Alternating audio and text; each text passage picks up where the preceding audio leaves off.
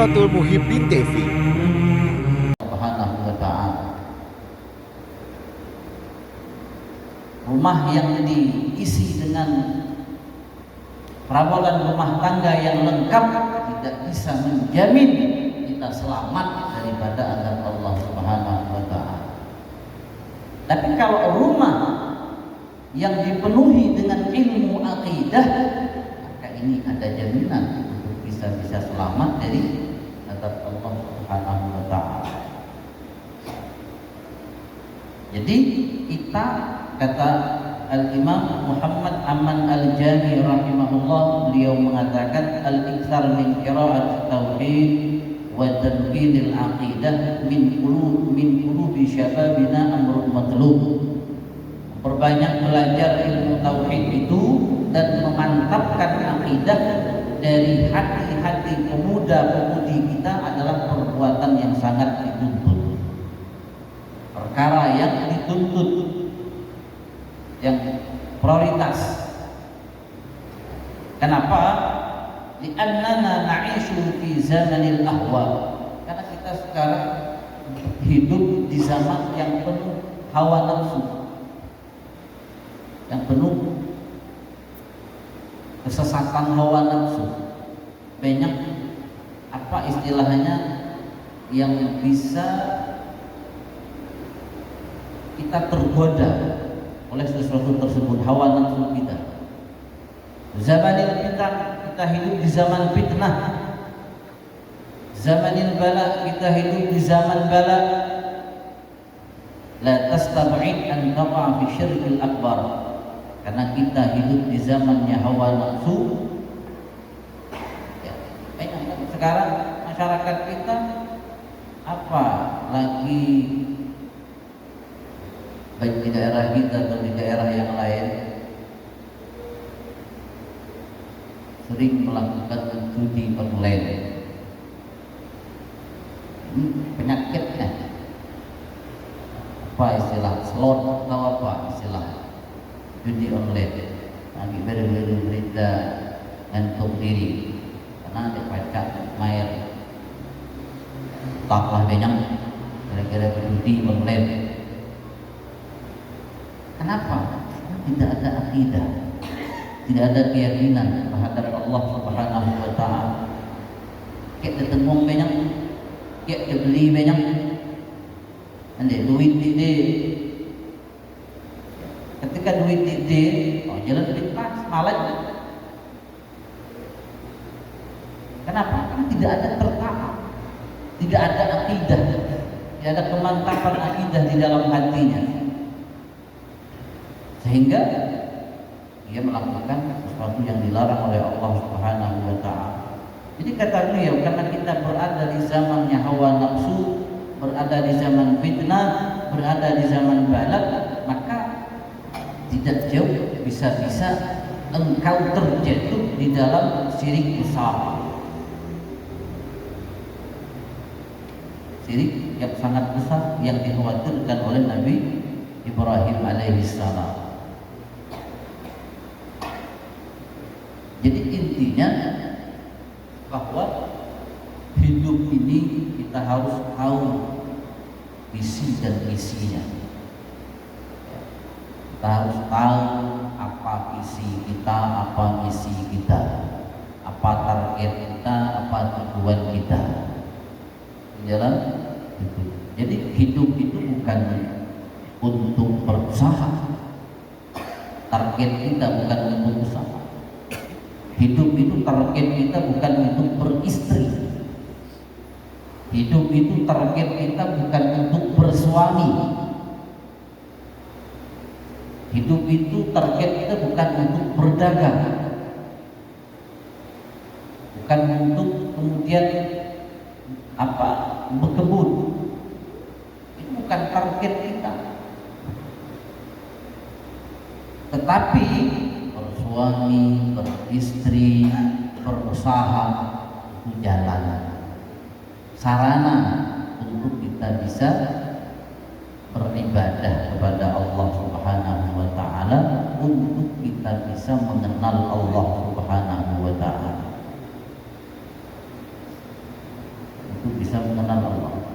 Itu misi kita, target kita. Jadi ya kita berusaha, kita berbinin, kita belegi, kita begiwi, kita mencari. Cuma bukan itu yang menjadi tujuan utama. Itu semua hanya sarana untuk kita bisa mengenal Allah, untuk kita bisa beribadah yang sebenarnya kepada Allah Subhanahu wa taala. Ketika hidup kita berputar dalam dua hal, maka berarti kita berada di jalan yang benar. Ketika hidup kita di dalam dua hal ini, maka berarti kita berada di jalan yang benar.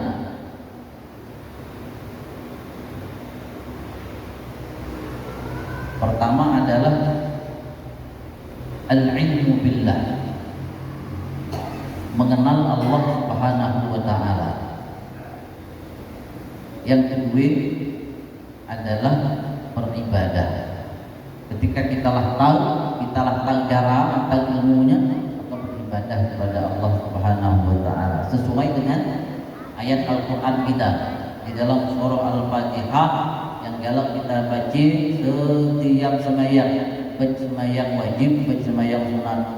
Bismillahirrahmanirrahim. Alhamdulillahirabbil alamin arrahmanirrahim. Itu tiga ayatnya adalah ilmu tentang Allah, supaya kita tahu siapa Tuhan kita ya, dengan menyebut nama Allah yang Maha Pengasih lagi Maha Penyayang. Alhamdulillahirabbil alamin. Segala puji bagi Allah Tuhan semesta alam, Ar-Rahman Ar-Rahim. Jadi dari Bismillah sampai Ar-Rahman Ar-Rahim itu ilmu tentang Allah. Apakah itu ilmu tauhid atau ilmu tentang hukum-hukum Allah, fikih ataupun ilmu akhlak, masuk dalam Bismillah sampai Ar-Rahman Ar-Rahim. Ia na'budu sampai ghairil maghdubi alaihim waladdallin, itu adalah ibadah. Ibadah kita kepada Allah Subhanahu wa taala. Maka ujung ayat tadi ghairil maghdubi alaihim waladdallin. Tetapkanlah kami di jalan yang benar, tunjukilah kami di jalan yang benar, bukan jalan orang yang engkau murkai, dan bukan juga jalan orang-orang yang sesat. Jadi visinya adalah ridha Allah. Visinya adalah ridha, ghairil maghdubi alaihim waladdallin, itu tujuan kita mendapatkan ridha Allah. Targetnya ilmu dan ibadah. Ilmu dan ibadah target. Jadi selama kita ada dalam garis ilmu dan ibadah, berarti kita berada di jalan yang benar. Jadi di situ kita baca merenung, pecah mikir, kira-kira hidupku ke ibadah apa ke dunia? Apapun hanya sekedar mencari, apapun sekedar begini, apapun sekedar belegi, ataupun apalah daripada pekerjaan-pekerjaan kita. Kalau hanya sekedar urusan dunia, berarti kita berada di jalan yang salah. Maka kita harus tinggalkan jalan itu, kita cari jalan yang lain. Gimana cara? Ya, seperti tadi, kita begini, kita belegi, kita mencari, kita berusaha, cuma bukan yang menjadi tujuan utama kita. Itu hanya sarana untuk kita baca, beribadah kepada Allah, baca ngerti tentang Allah Subhanahu wa taala. Kalau demikian, maka kita berada di dalam jalan yang benar, yang berada di jalan. Maka beliau menulis bab pertama, bab kedua tentang akidah. Jadi kalau kita tidak berakidah, kan dia mantap. Akidah itu adalah harta termahal miliki. Harta yang termahal yang kita miliki. Orang yang tidak berakidah sama halnya orang yang tidak berharta. Kalau kita tidak akidah, samalah kita tidak berharta. Jadi harta yang termahal yang kita miliki adalah akidah yang telah kita yakini selama ini. Jadi kalau kita tidak ngaji akidah, kita nak berkeyakinan. Kita nak berkeyakinan. Dek tahu kita cinta kepada Allah, dek tahu kita rindu ke Allah. Kenapa? Karena kita dek tahu ke beramal, dek tahu nak mana kita berbuat, bagaimana kita mengabdi. Maka ilmu akidah, kata beliau, adalah ilmu yang paling fardu di antara ilmu-ilmu yang lain. Karena semuanya ilmu bersumber daripada ilmu akidah. Jadi kita kena tajuk gile, baik laki, baik mendina, tua, baik muda, tajuk gile. Jangan sampai kita tidak berakidah. Karena ini adalah ilmu yang bermanfaat yang bisa menyelamatkan kita di akhirat. Kemudian selanjutnya, dan wajib atas orang yang berakal baligh bahwa mengetahui Allah Subhanahu wa taala itu wahidun la syarika lahu. Allahu akbar. Sebelum kita tutup, mungkin ada 1-2 pertanyaan dari jemaah kita.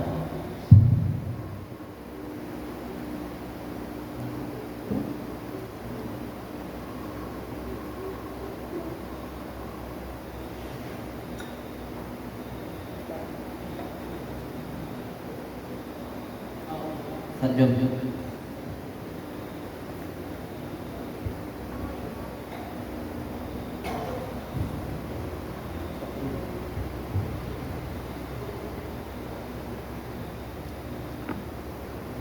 Assalamualaikum warahmatullahi wabarakatuh.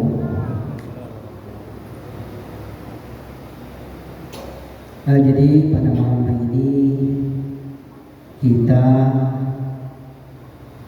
mengkaji mengenai akidah kepada Allah Subhanahu wa taala, yang mana mudah-mudahan kita selalu istiqomah, selalu ingat Allah Subhanahu wa taala dari sampai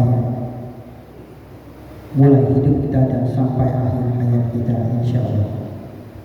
Jadi berkenaan dengan kalimat apa yang disampaikan oleh Ustadz tadi, yaitu fa'lam annahu la ilaha illallah.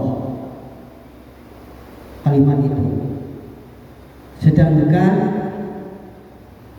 ini sudah kita lisankan pada saat kita menjalankan tahlilan, kemudian menjalankan zikir-zikir yang lainnya dengan kalimat la ilaha illallah. Pada kalimat tahlilan atau halalah, fa'lam annahu la ilaha illallah. Yang ingin kami tanyakan Ustaz, ini mengenai afdhalu zikri fa'lam annahu la ilaha illallah. Apakah di situ kita sudah mempelajari ilmu tauhid, atau paling kecilnya kita mengamalkan kalimat la ilaha illallah dalam tahlilan itu? Paling kecil itu yang kita renungkan itu, isi dalam kalimat la ilaha illallah itu apa kira-kira Ustaz? Itu paling kecil. Kemudian paling besarnya kira-kira apa? Nah, ini mohon dijelaskan sedetil mungkin Ustaz, karena sering kita ucapkan ini dalam kalimat halalah atau tahlilan. Syukran. Wassalamualaikum warahmatullahi wabarakatuh. Kalimat la ilaha illallah itu adalah sebuah kalimat yang menentukan beriman atau tidaknya seseorang. Karena ketika ada non-muslim yang ingin memeluk agama kita, tentu memeluknya adalah dengan mengucapkan kalimat tahlil, dengan mengucapkan kalimat hailalah atau la ilaha illallah. Jadi ketika seseorang sudah mengucapkan kalimat la ilaha illallah, itu adalah sudah mendapatkan status orang-orang yang beriman kepada Allah Subhanahu wa taala, termasuk orang-orang yang berislam. Tetapi ketika kita mengucapkan la ilaha illallah tanpa kemudian didasari oleh ilmu pengetahuan kita, maka tahlil yang kita baca itu tidak begitu efektif di dalam memperbaiki diri kita. Manfaatnya besar, manfaatnya ada, pahala tahlil itu ada, cuma untuk memberikan efek positif di dalam perubahan diri kita itu kurang kalau kita tidak mengerti isi kandungannya. Kalau kita tidak mengerti isi kandungan, artinya dengan kata lain, kalau kita dek ngaji akidah 50 atau dengan istilah orang tua dulu, kalau kita dek ngaji sifat 20 payah dek tahu kita ngelak bang la ilaha illallah ya papa.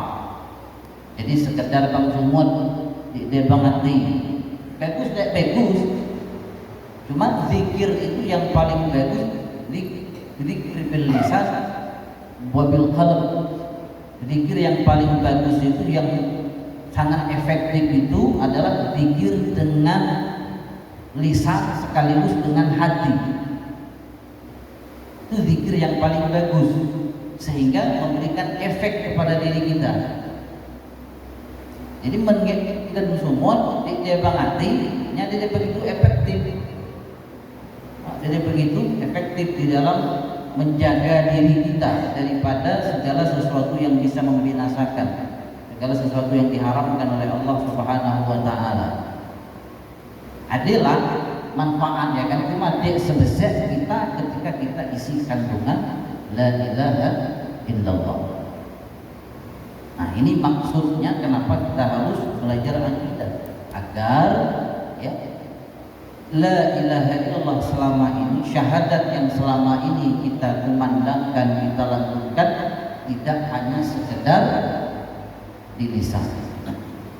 Karena yang dikatakan iman itu iqrarun bil lisan wa tasdiqun bil jinan wa tasdiqun bil janan wa af'alun bil arkan. Itu yang dikatakan iman yang sempurna. Ketika kita beriman dengan la ilaha illallah, maka harus memenuhi 3 syarat. Pertama, al-iqrar bil lisan, mengucapkan dengan lisan, kita mengikrarkan, kita menyatakan bahwa tiada Tuhan yang berhak disembah melainkan Allah. Wa tasdiqun bil janan, dan dibenarkan oleh hati kita. Hati kita mengerti dan paham apa itu la ilaha illallah. Ngerti, tidak hanya sekedar bang sumut. Dah setelah ditasdik, dibenarkan oleh hati, wa af'alun bil arkan, dan direalisasikan dengan tindakan nyata.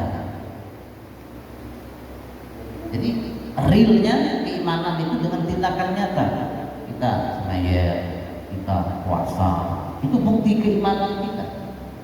Kita berzakat, itu bukti keimanan kita kepada la ilaha illallah.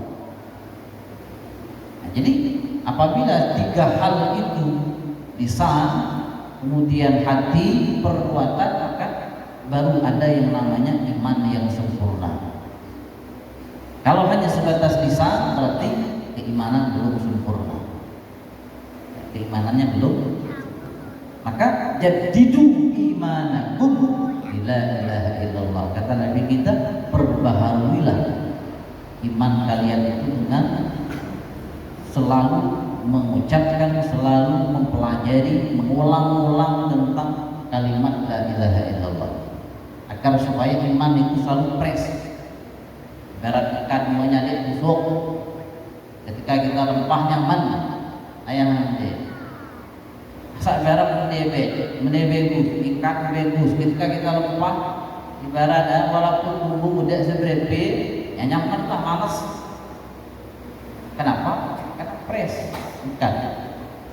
Begitu juga ketika iman kita selalu fresh, selalu terjaga, selalu terjaga kesehatan iman kita rawat, maka artinya di dalam kita menjalani hidup ini santai, bahagia kita menjalaninya, jadi susah, jadi ringan dan seterusnya. Kenapa? Karena kita ada tempat berpegang, kita ada yang berendam. La ilaha illallah. Apapun yang terjadi, Allah ulang iung deh. Ada pengulangnya, ada ibarat motor, ada penetralisirnya, ada netralnya. Walaupun kita susah, ada ujung-ujung tekan nonggeknya, selesai perkara. Kenapa? Allah Subhanahu wa Ta'ala. Kita lahir dari la ilaha illallah. Kita ada dari kalimat la ilaha illallah. Dunia ini ada dari kalimat la ilaha illallah. La ilaha illallah. Tidak ada Tuhan selain Allah. Jadi kalau kita lebih lagi, sebenarnya apapun menjadi yang adanya karena kita adanya Allah. Tetap apapun yang kita nikmati semua dari Allah Subhanahu wa Ta'ala. Jadi seiring waktu berjalan, kita bertahlil setiap tradisi kita, sayogianya kita selalu mengulang-ulang tentang ilmu akidah, agar tahlil yang kita baca memberikan efek yang sangat besar bagi perubahan diri kita. Seperti itu. Allah. Kalaupun kemudian artinya belum terisi kalimat la ilaha illallah, itu tetap mendapatkan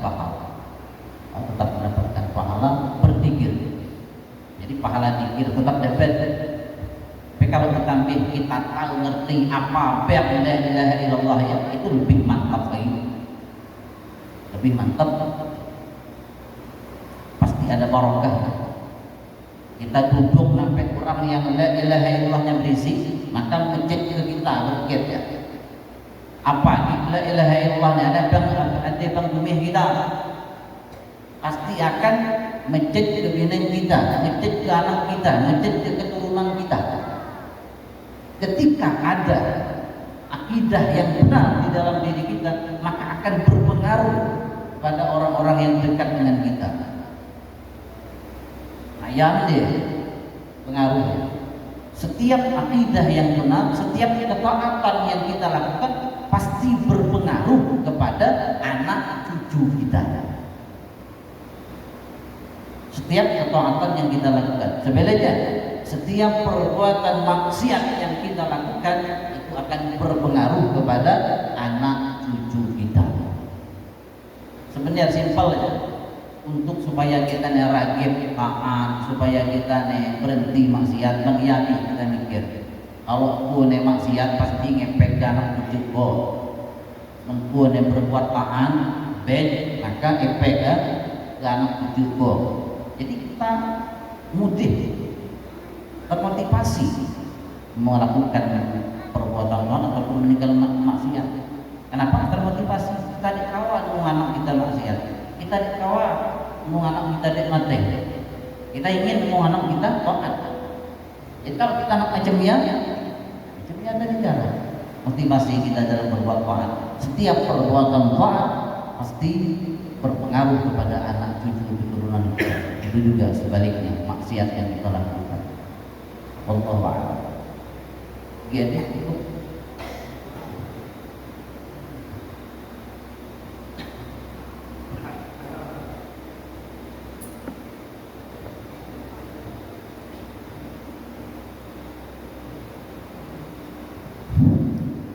Assalamualaikum warahmatullahi wabarakatuh.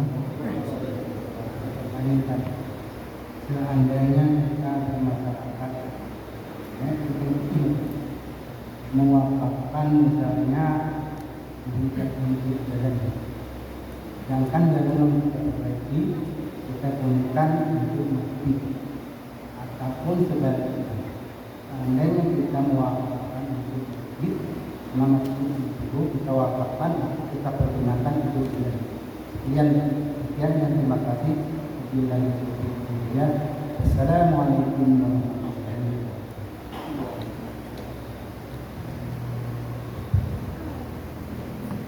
Hukum harta wakaf. Hukum harta wakaf yang kemudian sebutannya adalah untuk masjid. Jadi pengertian wakaf itu kalau di dalam istilah tajwid itu kan ada wasal, ada wakaf. Wasal itu bersambung, berhenti. Kalau wakaf itu berhenti ketika itu namanya wakaf. Jadi kalau memang wakaf itu untuk masjid, maka harta itu terhenti untuk masjid, terkecuali akadnya di awal untuk masjid dan kepentingan yang berkaitan dengan masjid, itu akadnya. Ataupun akadnya misalnya wakafnya untuk kemaslahatan masjid ataupun kemaslahatan umum masjid, jadi ngambil ya misalkan, ataupun kemudian masyarakat yang lain mengambil manfaat boleh. Kalau akadnya semacam itu boleh. Tapi kalau orang berwakaf akadnya hanya sekedar boleh mewakaf ke pembangunan masjid, berarti ini kerja untuk pembangunan masjid, berarti ini kerja karena wakaf. Baca gitu muter ke layar. Terkecuali kita mengambil pendapat ulama yang membolehkan mengambil manfaat dari wakaf yang ada, asal pemanfaatannya itu sama seperti apa yang ada di masjid, itu tidak ada masalah. Kata pendapat Imam Abu Hanifah. Nah, ampli yang beli tidak pakai. Nah, ampli yang beli tidak pakai itu, kalau mazhab kita Syafi'i jadinya dijual. Buruk dia lah. Itu kalau mazhab kita Syafi'i. Kalau mazhab kita Syafi'i. Tapi menurut pendapat Imam Abu Hanifah, dan ini boleh kita gibi, boleh kita bertaklid ikut pendapat Imam Abu Hanifah. Boleh kita jual, beli ataupun apalah, lah duit ya kita beli, ya terus beli yang beli beri pula, sehingga amal jariah orang dia tahu, amal jariah orang dia.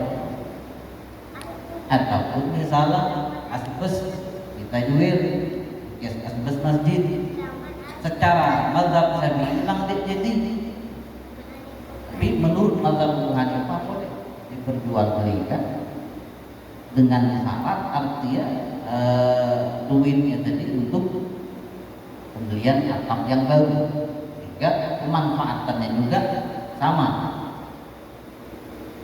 daripada diapal, daripada ibarat amal jariah orang di jalan. Karena yang namanya amal jariah itu harus dijalankan. Kalau matilah, tidak pakai, tidak jadi orang tidak.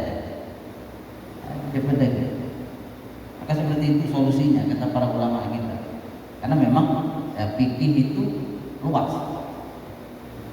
Ya, selama artinya kita mengikut pendapat ulama-ulama yang mu'tabar, ulama-ulama besar,